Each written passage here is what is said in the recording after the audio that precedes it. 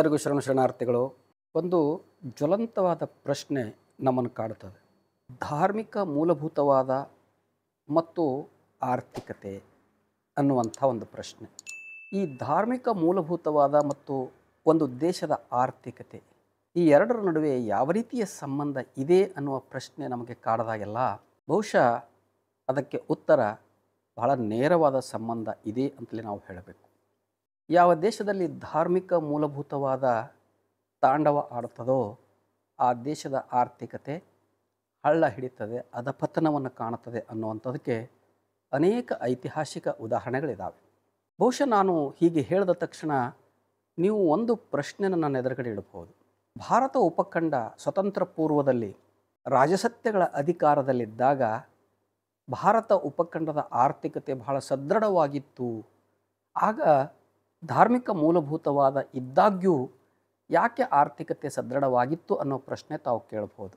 ಬಹುಶಃ ಸ್ವತಂತ್ರ ಪೂರ್ವದ ರಾಜಸತ್ತೆಯ ಕಾಲಘಟ್ಟದಲ್ಲಿ 500 ಚಿಲ್ಲರೆ ರಾಜಮನೆತನಗಳು ಭಾರತವನ್ನು ವಿವಿಧ ಭಾಗಗಳಲ್ಲಿ ಆಳುತ್ತಿರುವಾಗ ಇಡೀ ರಾಜಸತ್ತೆಯ ನಿಯಂತ್ರಣ ಇದ್ದಿದ್ದು ಆ ಕಾಲದ ಸನಾತನ ಆರ್ಯ ವೈದಿಕ ಧಾರ್ಮಿಕ ಮೂಲಭೂತವಾದಿಗಳ ನಿಯಂತ್ರಣದಲ್ಲಿ ಅನ್ನುವಂಥದ್ದನ್ನು ನಾವು ಮರಿಬಾರದು.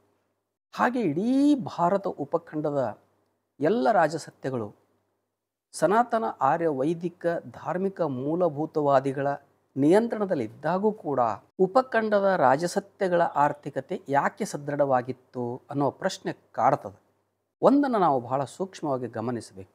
ಆ ಕಾಲದ ರಾಜಸತ್ಯಗಳ ಆರ್ಥಿಕತೆ ಸದೃಢವಾಗಿದ್ದರೂ ಕೂಡ ಜನಸಾಮಾನ್ಯರ ಬದುಕು ಹೀನಾಯವಾಗಿತ್ತು ಅನ್ನೋದನ್ನು ನಾವು ಮರಿಬಾರ್ದು. ರಾಜಸತ್ಯಗಳು ಆ ಕಾಲದಲ್ಲಿ ಆರ್ಥಿಕ ಸದೃಢತೆಯನ್ನೇನೋ ಸಾಧಿಸಿದ್ವು. ಎಲ್ಲ ರಾಜಸತ್ಯಗಳ ಆರ್ಥಿಕತೆ ಬಹಳ ಸದೃಢವಾಗಿದ್ದಾಗೂ ಜನಸಾಮಾನ್ಯರ ಬದುಕು ಹೀನಾಯ ಸ್ಥಿತಿಯಲ್ಲಿತ್ತು. ಅದಕ್ಕೆ ಮುಖ್ಯ ಕಾರಣ ಚಾತುರ್ವರ್ಣ ವ್ಯವಸ್ಥೆ ಮತ್ತು ಮನುಸ್ಮೃತಿಯ ಅನುಷ್ಠಾನ. ಧಾರ್ಮಿಕ ಮೂಲಭೂತವಾದಿಗಳು ಚಾತುರ್ವರ್ಣ ವ್ಯವಸ್ಥೆ ಮತ್ತು ಮನುಸ್ಮೃತಿ ಅನ್ನುವ ಸಂವಿಧಾನದ ಅನುಷ್ಠಾನದ ಮೂಲಕ ಈ ನೆಲಮೂಲದ ಬಹುಸಂಖ್ಯಾತ ಜನರನ್ನು ಅಮಾನುಷವಾಗಿ ಶೋಷಿಸ್ತಿದ್ದರು. ಇಲ್ಲಿನ ಜನ ಒಪ್ಪೊತ್ತಿನ ಗಂಜಿಗೆ ಗತಿಯಿಲ್ಲದೆ, ಅನ್ನಕ್ಕೆ ಗತಿಯಿಲ್ಲದೆ ಹಸಿವಿನಿಂದ ಬಳಲುತ್ತಿದ್ದರು. ಎರಡನೇದಾಗಿ ಬಹುಸಂಖ್ಯಾತ ಜನರಿಗೆ ಶಿಕ್ಷಣದಿಂದ ವಂಚಿಸಲಾಗಿತ್ತು.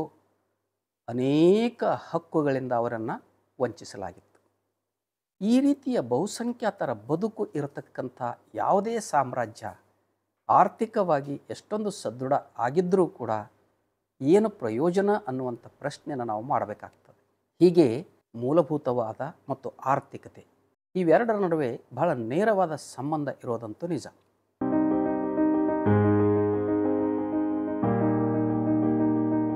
ಪ್ರಖ್ಯಾತ ಆರ್ಥಿಕ ತಜ್ಞರು ಪ್ರೊಫೆಸರ್ ಕೌಶಿಕ್ ಬಸು ಅವರು ತಮ್ಮ ಒಂದು ವಾದದಲ್ಲಿ ಈ ಧಾರ್ಮಿಕ ಮೂಲಭೂತವಾದ ಮತ್ತು ಆರ್ಥಿಕತೆಯ ಕುರಿತು ಒಂದಷ್ಟು ಟಿಪ್ಪಣಿಯನ್ನು ಮಾಡ್ತಾರೆ. ಜಗತ್ತಿನ ಇತಿಹಾಸದಲ್ಲಿ ಯಾವ್ಯಾವ ದೇಶಗಳು ಆರ್ಥಿಕವಾಗಿ ಸದೃಢವಾಗಿ ಇದ್ದುವು, ಯಾವಾಗ ಅಲ್ಲಿ ಧಾರ್ಮಿಕ ಮೂಲಭೂತವಾದ ಹೆಚ್ಚುತ್ತೋ ಆಗ ಆ ದೇಶಗಳ ಆರ್ಥಿಕತೆ ಹೇಗೆ ಹಳ್ಳ ಹಿಡಿತು ಅನ್ನೋದನ್ನು ದೃಷ್ಟಾಂತಗಳ ಸಮೇತ ಅವರು ಹೇಳ್ತಾರೆ. ಅವರು ತಮ್ಮ ಇಡೀ ವಾದವನ್ನು 3 ಅಂಶಗಳಲ್ಲಿ ಮನನ ಮಾಡ್ತಾರೆ. ಒಂದನೇದು 1000 ವರ್ಷಗಳ ಹಿಂದೆ ಬಾಗ್ದಾದ್ನ ಆರ್ಥಿಕತೆ ಇಡೀ ಜಗತ್ತಿನ ಆರ್ಥಿಕತೆಗೆ ಮಾರ್ಗದರ್ಶನ ಮಾಡ್ತಿತ್ತು ಅಂತ ಹೇಳ್ತಾರೆ ಅವರು. ಯಾವಾಗ ಈ ಅರಬ್ ರಾಷ್ಟ್ರಗಳಲ್ಲಿ ಅಥವಾ ಬಾಗ್ದಾದ್ನಲ್ಲಿ ಉಗ್ರ ಧಾರ್ಮಿಕ ಮೂಲಭೂತವಾದ ಹುಟ್ಟು ಪಡಿತೋ ಅಲ್ಲಿ ಇಡೀ ಅರಬ್ ರಾಷ್ಟ್ರಗಳ ಆರ್ಥಿಕ ಸ್ಥಿತಿ ಇವತ್ತಿನ ದಿನ ಹದಗೆಟ್ಟು ಹೋಗಿದೆ ಅನ್ನುವಂಥ ಉದಾಹರಣೆಯನ್ನು ಅವರು ಕೊಡ್ತಾರೆ. ತಮ್ಮ ಎರಡನೆಯ ದೃಷ್ಟಾಂತದಲ್ಲಿ ಅವರು 15 ಮತ್ತು 16ನೇ ಶತಮಾನದಲ್ಲಿ ಪೋರ್ಚುಗಲ್ನಲ್ಲಿ ಪ್ರಸಕ್ತ ಜಾಗತಿಕ ಆರ್ಥಿಕ ಶಕ್ತಿ ಅಂತ ಪೋರ್ಚುಗಲ್ಲು ಆ ಸಂದರ್ಭದಲ್ಲಿ ಗುರುತಿಸ್ಕೊಳ್ತಿತ್ತು. ಅಲ್ಲಿನ ಆಡಳಿತ ಯಾವಾಗ ಅಲ್ಲಿನ ಧಾರ್ಮಿಕ ಮೂಲಭೂತವಾದಿಗಳ ಕೈವಶವಾಯಿತೋ ಆ ದೇಶದ ಆರ್ಥಿಕತೆ ಕುಸಿದು ಹೋಯಿತು. ಹೀಗೆ ಅವರು 3ನೇ ಉದಾಹರಣೆಯನ್ನು ಕೊಡ್ತಾರೆ. 1947ರಲ್ಲಿ ಬ್ರಿಟಿಷ್ ಆಡಳಿತದಿಂದ ಮುಕ್ತವಾಗಿ ಭಾರತ ಮತ್ತು ಪಾಕಿಸ್ತಾನಗಳು ವಿಭಜನೆಗೊಂಡಾಗ ಆರಂಭದಲ್ಲಿ ಪಾಕಿಸ್ತಾನದ ಆರ್ಥಿಕತೆ ಭಾರತದ ಆರ್ಥಿಕತೆಗೆ ಸರಿಸಮಾನಾಗಿತ್ತು. ನಂತರದ ಕಾಲಘಟ್ಟದಲ್ಲಿ ಪಾಕಿಸ್ತಾನದಲ್ಲಿ ಯಾವಾಗ ಧಾರ್ಮಿಕ ಮೂಲಭೂತವಾದಿಗಳು ರಾಜಸತ್ತೆಯ ಮೇಲೆ ತಮ್ಮ ನಿಯಂತ್ರಣವನ್ನು ಇಟ್ಕೊಂಡ್ರೋ ಆ ದಿನದಿಂದ ಇಂದಿನವರೆಗೆ ಪಾಕಿಸ್ತಾನದ ಆರ್ಥಿಕತೆ ಇವತ್ತು ಭಾಳ ಹೀನಾಯ ಪರಿಸ್ಥಿತಿಯನ್ನು ತಲುಪಿದ್ದು ನಾವೆಲ್ಲ ನೋಡ್ತಿದ್ದೇವೆ. ಈ 3 ಉದಾಹರಣೆಗಳಿಟ್ಟುಕೊಂಡು ಕೌಶಿಕ್ ಬಸು ಅವರು ನಮಗೆ ಚಿಂತನೆಗೆ ಹಚ್ತಾರೆ.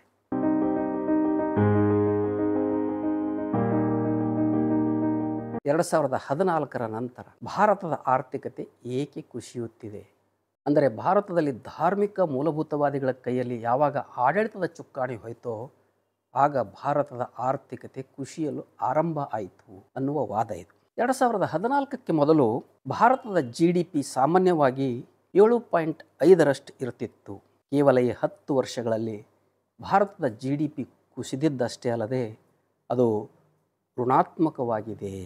ಈ ಸಂದರ್ಭದಲ್ಲೇ ಮೊದಲು ಧಾರ್ಮಿಕ ಮೂಲಭೂತವಾದಿಯಾಗಿದ್ದ ಬಾಂಗ್ಲಾದೇಶ ಯಾವಾಗ ಲಿಬ್ರಲ್ ಆಗ್ತಾ ಹೋಯ್ತೋ ಈ ಕಳೆದ 10 ವರ್ಷಗಳಲ್ಲಿ ಬಾಂಗ್ಲಾದ GDP 5ರಿಂದ 8ಕ್ಕೆ ಜಿಗಿತ ಕಂಡಿದ್ದನ್ನು ಕೂಡ ಕೌಶಿಕ್ ಬಸು ಅವರಲ್ಲಿ ಉದಾಹರಣೆ ಸಮೇತ ವಿವರಿಸ್ತಾರೆ. ಒಂದು ಮಾತನ್ನು ನಾವು ಜ್ಞಾಪಕದಲ್ಲಿಟ್ಟುಕೊಳ್ಳಬೇಕು. ಧಾರ್ಮಿಕ ಮೂಲಭೂತವಾದಿಗಳು ರಾಜಸತ್ತೆಯನ್ನು ನಿಯಂತ್ರಿಸುವಾಗ ಎಲ್ಲ ಜನರ ಮೇಲೆ ತೆರಿಗೆಯನ್ನು ಹೇರುತ್ತಿದ್ದರು. ಬಹುಶಃ ಭಾರತದಲ್ಲಿ 2 ವರ್ಣಗಳು, ಕ್ಷತ್ರಿಯರು ಮತ್ತು ಬ್ರಾಹ್ಮಣರನ್ನು ಬಿಟ್ಟರೆ ವ್ಯಾಪಾರಿಗಳೂ ಕೂಡ ತೆರಿಗೆಯನ್ನು ಕಟ್ತಿದ್ದರು. ಕೃಷಿಕರಿಗೂ ಕೂಡ ತೆರಿಗೆಯನ್ನು ಹೇರಲಾಗ್ತಿತ್ತು. ಬಹುಶಃ ಸ್ವಾತಂತ್ರ್ಯ ನಂತರ ಯಾವಾಗ ಜನತಂತ್ರ ಭಾರತದಲ್ಲಿ ಬಂತೋ ಆಗ ಮಾತ್ರ ರೈತರು ತೆರಿಗೆಯಿಂದ ವಿನಾಯಿತಿಯನ್ನು ಪಡೆದರು. ತಮಗೆಲ್ಲ ಗೊತ್ತಿದ್ದ ಹಾಗೆ ಮೈಸೂರಿನ ಜನಪೀಡಕ ಅರಸರು ಜಿಜಿಯಾ ತೆರಿಗೆ ರೈತರ ಮೇಲೆ ಹೇರಿದಾಗ ಅಲ್ಲಿನ ಲಿಂಗಾಯತ ಜಂಗಮ ರೈತರು ಮೈಸೂರು ರಾಜಸತ್ತೆಯ ವಿರುದ್ಧ ದಂಗೆಯನ್ನು ಹೇಳ್ತಾರೆ. ಆ ದಂಗೆಯನ್ನು ಹಣಿಯಲು ಅಲ್ಲಿನ ಒಬ್ಬ ಅಯ್ಯಂಗಾರಿ ದಿವಾನ ಆಗಿದ್ದಂಥ ವಿಶಾಲಾಕ್ಷ ಪಂಡಿತ ಸಂಧಾನದ ನೆಪದಲ್ಲಿ ನಂಜನಗೂಡಿನ ಶಿರೋಭಾವಿಯಲ್ಲಿ 400 ಚಿಲ್ಲರೆ ರೈತರನ್ನು, ಶರಣಜಂಗಮರನ್ನು ಹತ್ಯೆ ಮಾಡಿರುವ ಘಟನೆ ಕೂಡ ತಾವೆಲ್ಲ ಜ್ಞಾಪಿಸ್ಕೊಳ್ಬೇಕಾಗ್ತದೆ.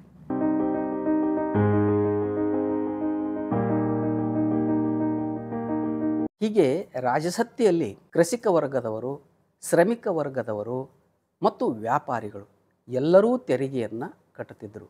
ಆಗ ತೆರಿಗೆ ಕಟ್ಟದೇ ಇರುವ ಒಂದು ಸಮುದಾಯ ಅಂತಂದರೆ ಪುರೋಹಿತಶಾಹಿಗಳು, ದೇವಾಲಯದ ಅರ್ಚಕರು ಮತ್ತು ಜನರ ಭಾವನೆಗಳನ್ನು ಬಂಡವಾಳ ಮಾಡಿಕೊಂಡು ತಮ್ಮ ಹೊಟ್ಟೆಯನ್ನು ಹೊರೆಯುತ್ತಿದ್ದ ಜ್ಯೋತಿಷಿಗಳು, ಪಂಚಾಂಗ ಹೇಳುವವರು ಇತ್ಯಾದಿಗಳು. ಈಗಲೂ ಕೂಡ ಭಾರತದಲ್ಲಿ ಈ ಎಲ್ಲ ಸೋಮಾರಿ ವರ್ಗಗಳು ತೆರಿಗೆಯಿಂದ ವಿನಾಯಿತಿಯನ್ನು ಪಡೆದು ಬದುಕ್ತಿದ್ದಾವೆ ಅನ್ನುವಂಥದ್ದನ್ನು ನಾವು ಮನಗಾಣಬೇಕಾಗ್ತದೆ. ಹಾಗಾಗಿ ಭಾರತ ಕಳೆದ 10 ವರ್ಷಗಳಿಂದ ಧಾರ್ಮಿಕ ಮೂಲಭೂತವಾದಿಗಳ ಕೈಯಲ್ಲಿ ಇದರ ಆಡಳಿತ ಹೋದಾಗಿಂದ ಭಾರತದ ಆರ್ಥಿಕತೆ ಕುಸಿಯುತ್ತಿರುವುದು ದಿಟ. ಆದರೂ ಅದು ಬೇಕೆಂತಲೇ ಮಾಡುತ್ತಿರುವ ಕೃತ್ಯ ಅನ್ನೋದನ್ನು ನಾವು ಮನಗಾಣಲೇಬೇಕಾಗ್ತದೆ. ಯಾಕಂದರೆ ಇಂದಿನ ಆಡಳಿತದ ಚುಕ್ಕಾಣಿ ಕೈಯಲ್ಲಿ ಹಿಡಿದವರಿಗೆ ಆದರ್ಶ ಆಗಿದ್ದವರು ಗೋಳ್ವಾಲ್ಕರ್ ಅನ್ನುವಂಥ ಒಬ್ಬ ಧಾರ್ಮಿಕ ಮೂಲಭೂತವಾದಿ. ಈತ ತನ್ನ ಅನೇಕ ಕೃತಿಗಳಲ್ಲಿ ಇಡೀ ಭಾರತದ ಅರ್ಥವ್ಯವಸ್ಥೆ ಕೇವಲ ಆಯ್ದ 5-6 ಜನಗಳ ಕೈಯಲ್ಲಿರಬೇಕು ಅಂತ ಬರೀತಾರೆ. ಮತ್ತು ಆ 5-6 ಜನರು ನಮ್ಮ ನಿಯಂತ್ರಣದಲ್ಲಿರಬೇಕು ಅಂತ ಕೂಡ ಅವರು ಬರ್ಕೊಂಡಿದ್ದಾರೆ.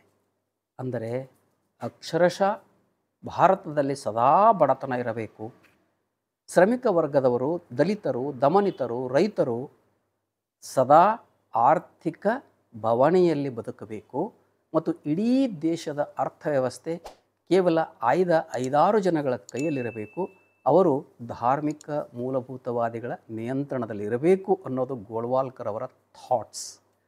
ಈ ಥಾಟ್ಸನ್ನೇ, ಈ ಚಿಂತನೆಗಳನ್ನೇ ಇಂದಿನ ಮೂಲಭೂತವಾದಿಗಳು ನಿಯಂತ್ರಿಸುವ ಸರ್ಕಾರ ಮಾದರಿ ಮತ್ತು ಆದರ್ಶವಾಗಿ ಅದನ್ನು ಅನುಷ್ಠಾನಕ್ಕೆ ತಂದಿರುವ ಕಾರಣದಿಂದ ಕಳೆದ 10 ವರ್ಷದಲ್ಲಿ ಭಾರತದ ಆರ್ಥಿಕತೆ ಗಣನೀಯವಾಗಿ ಕುಸಿತ ಕಂಡಿದೆ. ದೇಶದಲ್ಲಿ ಕೇವಲ 5-6 ಜನ ಬಹಳ ದೊಡ್ಡ ಬೃಹತ್ ಉದ್ಯಮಿಗಳು ದೇಶದ ಆರ್ಥಿಕತೆಯನ್ನು ನಿಯಂತ್ರಿಸ್ತಾ ಇಡೀ ಆರ್ಥಿಕತೆ ಅವರ ಕೈಯಲ್ಲಿಟ್ಟುಕೊಂಡಿದ್ದಾರೆ. ಅವರು ಧಾರ್ಮಿಕ ಮೂಲಭೂತವಾದಿಗಳ ನಿಯಂತ್ರಣದಲ್ಲಿದ್ದಾರೆ ಅನ್ನೋದನ್ನು ನಾವು ಮನನ ಮಾಡಿಕೊಂಡ್ರೆ ಬಹುಶಃ ಧಾರ್ಮಿಕ ಮೂಲಭೂತವಾದ ಮತ್ತು ಆರ್ಥಿಕತೆಗೆ ಇರತಕ್ಕಂಥ ನೇರವಾದ ಸಂಬಂಧವನ್ನು ತಿಳ್ಕೊಳ್ಳೋದಕ್ಕೆ ಅನುಕೂಲ ಆಗ್ತದೆ ಅಂತ ನಾನಂತೂ ತಿಳ್ಕೊಂಡಿದ್ದೇನೆ. ಶರಣು ಶರಣಾರ್ಥಿ. ಸತ್ಯವನ್ನು ಪ್ರತಿಪಾದಿಸುವ, ಜನರನ್ನು ಜಾಗೃತೆಗೊಳಿಸುವ ನನ್ನ ವಿಡಿಯೋಗಳನ್ನು ತಪ್ಪದೇ ನೋಡುತ್ತೀರಿ. ನೋಡಿದ ಮೇಲೆ ತಮ್ಮ ಸಮೀಪದ ಬಂಧುಗಳಿಗೂ ಸ್ನೇಹಿತರಿಗೂ ಶೇರ್ ಮಾಡುವುದನ್ನು ಮರೆಯದಿರಿ. ಹಾಗೆಯೇ ಈ ಚಾನಲನ್ನು ತಾವೆಲ್ಲರೂ ಸಬ್ಸ್ಕ್ರೈಬ್ ಮಾಡಿ ಜಾಯಿನ್ ಆಪ್ಷನನ್ನು ನಿಮ್ಮದಾಗಿಸಿಕೊಳ್ಳಿ. ಈ ಚಾನಲ್ ಬೆಳವಣಿಗೆಗೆ ಸಹಕರಿಸಿ. ಶರಣು ಶರಣಾರ್ಥಿ.